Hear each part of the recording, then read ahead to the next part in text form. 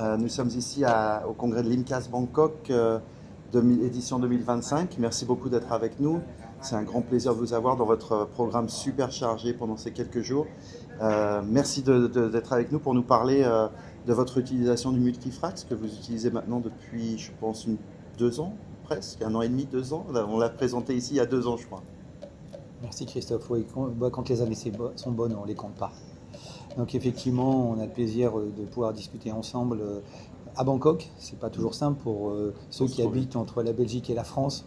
Il faut se retrouver ici pour pouvoir discuter de cet appareil qui a une singularité qui le différencie des autres appareils qu'on peut trouver sur le marché aujourd'hui. Alors effectivement, les longueurs d'onde sont assez connues, 1550 nanomètres, 1927.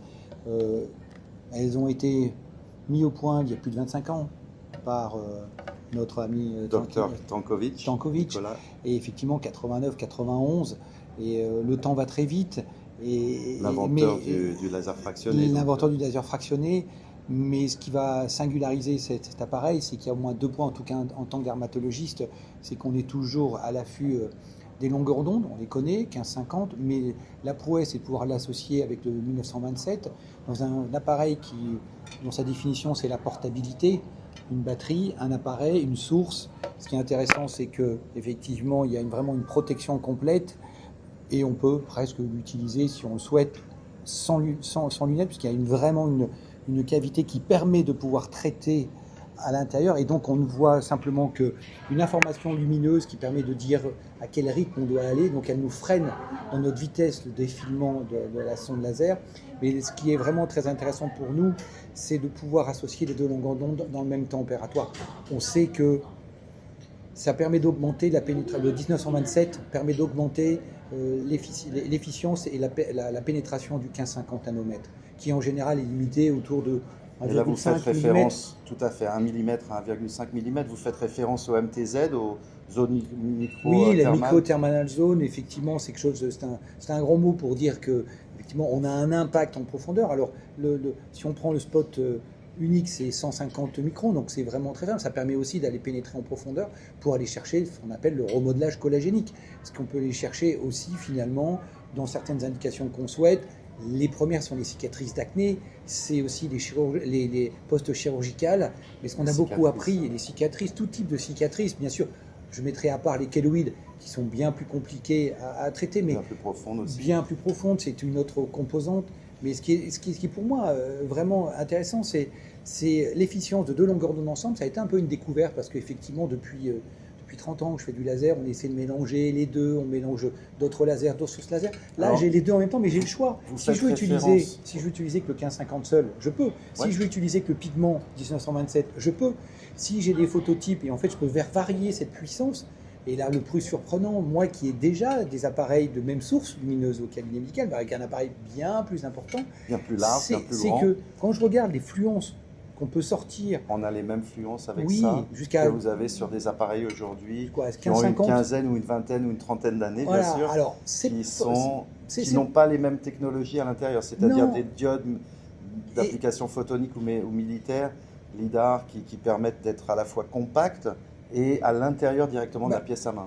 C'est une révolution. Oui, alors entre Tankovic qui a inventé le concept il y a plus de 25 ans et la source lumineuse qui fournit, qui est, si j'ai bien compris, une diode issue un peu du militaire et qu'en fait qui est Cantel, c'est un laboratoire qui est derrière. Un laboratoire français, made in France. Voilà, qui est surtout sérieux et qui est connu dans le monde du laser partout dans le monde pour son sérieux et pour donner une certaine tonalité à tout ce qu'il produit en termes de laser.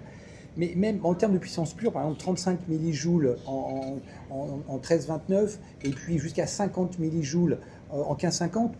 Alors je suis corrigé, on est en 1550 à 50 millijoules et en 1927 jusqu'à 15 millijoules. Pardon, 15 millijoules, mais techniquement on peut monter plus. On peut monter jusqu'à 70 et 20. Bon, tu m'avais dit 35, ouais. Bon voilà. Mais en fait justement ce que je veux dire, c'est pas parce que tu as une forte puissance que ça va forcément être utile, et surtout la combinaison des deux longueurs d'onde, des deux sources. Dans la même émission.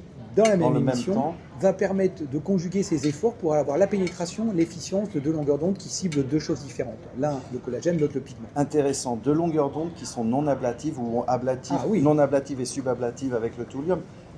par opposition à des longueurs d'onde comme le CO2 ou l'herbium yak, qui sont par définition, Oui, mais qui vont vaporiser la peau. Ah oui, non, mais alors c'est sûr, il n'y a pas de phénomène ablatif. Deux phénomènes complètement différents. Oui, mais on ne cherche pas forcément les mêmes indications. Complémentaires. Si tu me dis Complémentaires ce que je pense d'un CO2 à un médecin lasériste, il va te dire que c'est un outil extraordinaire. Bien sûr. Mais tu peux pas, et tu ne peux plus l'utiliser. Non, tu peux quand même. 80% de nos cicatrices, nos problèmes de cicatrisation, qu'elles soient post-chirurgicales immédiates, c'est-à-dire dès l'ablation des fils, 3 semaines après l'intervention, on peut déjà utiliser ces produits-là, jusqu'à plusieurs mois après. Mais surtout, l'intérêt, c'est que tu peux finalement avoir qu'à peu près 80% d'indications qui sont dédiées à ce type d'appareil. Avec ces deux longueurs d'onde, un laser CO2, tu ne peux pas proposer du laser CO2 ablatif à tout le monde. Alors, tu ne peux pas proposer un laser CO2 pour cicatrice d'acné à un enfant de 14-15 ans avec les suites opératoires. Alors, techniquement, tu peux le faire, mais là... Donc, non ablatif, avantage. On peut traiter des patients plus jeunes, on a moins de downtime, d'éviction sociale. Oui, parce que c'est non ablatif. Chez des gens qui n'ont pas forcément envie, ou par exemple... chez des peaux de phototype 4, 5, 6, sur lesquels les problèmes d'hyperpigmentation sont très importants. Entre l'éviction sociale, je te dirais que franchement, l'éviction sociale, pour moi, c'est pas forcément un vrai problème à partir du moment où tu as une explication qui est claire et loyale avec ton patient. On est d'accord. Ce qui est important, c'est le résultat. On sait que dans le processus de cicatrisation, ça prend du temps. Donc effectivement, utiliser l'appareil, simplement la portabilité pour l'emmener aussi bien à l'hôpital, dans son bloc opératoire ou dans sa poche, ça te permet de répondre à des questions très rapidement à la plupart des indications qu'on a aujourd'hui. Ce qui est intéressant, c'est qu'effectivement l'éviction sociale, elle est sûrement basse, mais il faut avoir un certain nombre de sessions, il faut expliquer qu'il y a un rythme à venir, et on voit cette progression dans le temps de l'amélioration de tout ce qui est le remodelage collagénique au sens large, parce que le rajeunissement aussi, ça marche très bien. Pour les taches, pour le teint, ce qu'on appelle en anglais le complexion, c'est-à-dire le rajeunissement, c'est-à-dire donner un teint plus lumineux, plus clair, pour avoir amélioré la structure et la texture, le glow de la peau, exactement. Et c'est ça qui est absolument intéressant, c'est que je ne suis pas uniquement dans le monde médical, je peux l'avoir aussi dans le monde plus esthétique, en complément des fillers, des toxines, et ça on le fait aussi tous les jours. Donc ou d'autres technologies, par exemple, comme les HIFU ou les radiofréquences, qui peuvent être très intéressantes, mais qui ne permettent pas forcément de traiter cette superficialité de la peau, le millimètre supérieur. On a des patients pour des sessions qui ont besoin de traiter finalement un peu comme une maison, le rez-de-chaussée, le sol et le premier étage. On a, si on regarde sur le plan physique, on a quelque chose qui permet de traiter sur à peu près jusqu'à 2 mm d'épaisseur ce type d'appareil. Et après, si tu veux utiliser de la radiofréquence ou des HIFU qui vont plus aller en profondeur, on va chercher plus la structure que la texture, on a une complémentarité. Et donc pour nous, c'est très intéressant. Il y a même des patients pour qui on va faire un combo de laser CO2 et de fractionnement ablatif. Rien ne l'empêche. L'intérêt pour moi, c'est la singularité de deux longueurs d'onde qui s'associent ensemble avec suffisamment de puissance. Et on sait que 2, c'est mieux que 1 tout seul. Tu vas plus loin à plusieurs et tout le monde le sait. La deuxième chose, c'est la facilité d'usage. Quand les patients me disent « il est où votre laser ?» Eh bien, j'ai en fait la technologie, elle est là. L'activation par la senseur d'humidité, protection du type avec une protection pour l'utilisateur qui vous permet pour la première fois de ne pas utiliser de lunettes de protection pendant les traitements. Voilà, donc bleu, on est complètement fermé pendant la... Si c'est jaune, ça veut dire qu'on a un défilement qui est progressif. Si c'est rouge, c'est parce que, voilà, si c'est rouge, on va trop vite. Donc il faut aussi régler son rythme, et ça c'est absolument hyper intéressant, c'est que cette machine, elle est très sécuritaire pour nous. D'accord ? Sécuritaire, 3 secondes d'application, facile d'utilisation parce que ça s'active tout seul. Et deux choses, c'est parce que les dermatologues, ils aiment bien avoir plein de boutons. Mais ce qui est intéressant, c'est qu'effectivement, deux longueurs d'onde, fluences différentes, au choix, on peut les mixer comme on veut, mais surtout, la longueur de la ligne, c'est jusque 14 mm, et on peut régler l'espace ajustable. Et donc ajuster. On a à la fois un réglage de 2 à 14 mm du scanner et de 0,5, c'est-à-dire de la densité du traitement, de l'espace qu'il y a entre les points. Et ça, c'est extraordinaire parce qu'il n'y a pas un autre appareil sur le marché qui fait ça. C'est plus difficile d'obtenir ça, effectivement, surtout dans une forme de portabilité. Et donc, effectivement, ça va nous permettre de traiter aussi et d'ajuster en fonction du type de patient, du type cicatrice et du type de phototype. Parce que, effectivement, si tu as des points très très serrés, tu vas augmenter le phénomène inflammatoire. Est-ce qu'on peut traiter tous les types de peau avec cet appareil ? Aujourd'hui, Techniquement, oui. Même sur des phototypes 6, si tu as peur d'utiliser le thulium, est-ce que je peux comprendre, tu peux mettre tu réduis, tu peux mettre 2, 3, 4 joules. Et le 1550 nanomètres est tout à fait efficient sur les phototypes foncés. Bien sûr, sur les types caucasiens, très blanches, là tu peux ajuster comme tu veux et tu peux traiter effectivement beaucoup de choses. Et surtout, je traite quand même le gros de mes indications. Pour moi, c'est le rajeunissement. C'est les cicatrices d'acné récentes, parce qu'il ne faut pas perdre de temps et pas attendre que les cicatrices d'acné soient fixées, même si on peut le traiter avec cet appareil. Et puis bien entendu, c'est les cicatrices post-chirurgicales.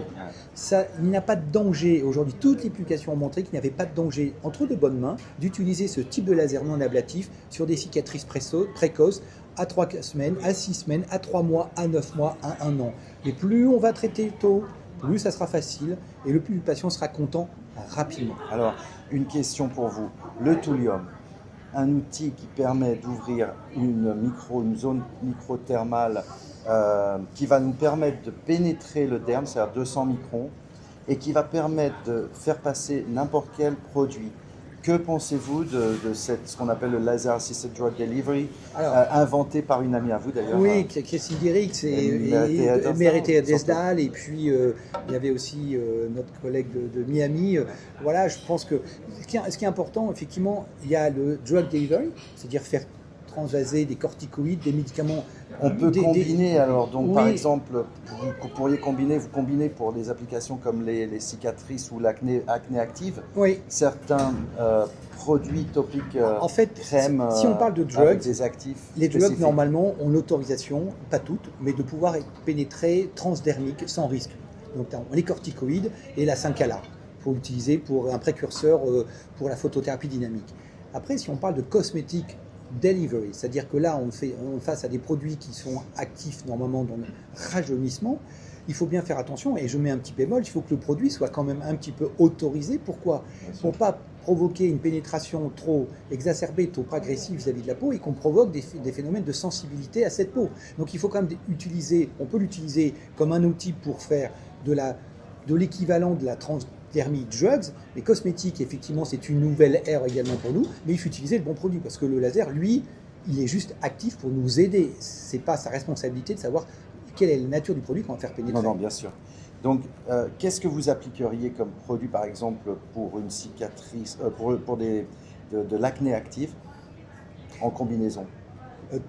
Techniquement, on peut utiliser des acides de fruits, puisqu'on l'utilise en peeling, pénétrant dans la peau. Éventuellement le rétinol, mais on va augmenter peut-être un petit peu l'agression, donc il faut savoir la conservation.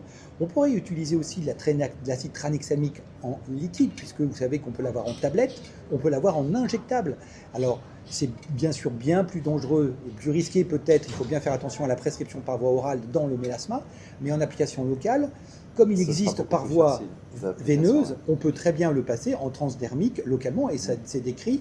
Au niveau de l'efficience, on sait que le mélasma c'est une prise en charge qui est plus complexe, mais le mélasma, ça a déjà une action, et ça c'est très intéressant, c'est que dans le mélasma, on sait tous qu'il est particulièrement difficile à stabiliser, quels que soient les lasers, quels que soient les peelings, et c'est une prise en charge qui est beaucoup plus globale, mais l'association 1550 et thulium est très intéressante parce qu'on fixe le pigment, et on sait aussi qu'on doit avoir une action sur la jonction dermique. Et si on renforce la jonction dermique avec le 1550, on réduit aussi pas mal à la fois des phénomènes vasculaires et des phénomènes pigmentaires. Et si l'association est effectivement avec des produits principes actifs qui permettent de réduire la récurrence des pigmentations, mais pourquoi pas? Une autre question et une dernière question peut-être pour vous. Mérité Edersdal, la reine du Laser Assisted Drug Delivery. On parle aujourd'hui d'études cliniques sur de longueur d'onde, en particulier le 1550 et 1927, pour le traitement ou la prévention des cancers de la peau. Oui. Qu'en pensez-vous? Et peut-être en assistant avec une combinaison de produits. Elle est très, effectivement, c'est un peu notre reine dans la prévention des cancers. Elle a effectivement mis au point le drug delivery parce qu'ils ont beaucoup développé la pénétration. Au départ avec des CO2 d'ailleurs. Oui, des CO2, qui ferment quand même un peu le clitoris. Donc est-ce que ça pénètre vraiment? Oui, bien sûr, parce qu'effectivement, si tu as un effet trop coagulant, tu vas empêcher, ça va provoquer une croûte dans la zone, dans les MTZ, et finalement, tu n'auras pas de pénétration. Alors après, c'est une longue discussion. Là, tu n'es pas quand même là. Là, tu ouvres les chakras, tu crées pas vraiment de trous, et donc tu réduis aussi le processus inflammatoire, mais tu provoques quand même un petit effet d'œdème et d'inflammation qui augmente tous les canaux et tout ce qui pourrait accentuer la pénétration de principes actifs à titre préventif pour effectivement lutter contre la carcinogénèse. Mais on sait aussi que ces appareils-là simples aujourd'hui, et on fait beaucoup de publications sur le skin rejuvenation to prevent cancer, pour prévenir les cancers. Et je parle de cancer, c'est juste les kératosactiniques de stade 0 plus 1 plus. On n'est pas question d'aller concurrencer les vraies techniques médicales dites allopathiques avec même la cryothérapie pour être un challenger. Là, on va traiter des zones, on ne va pas traiter ponctuellement une petite zone.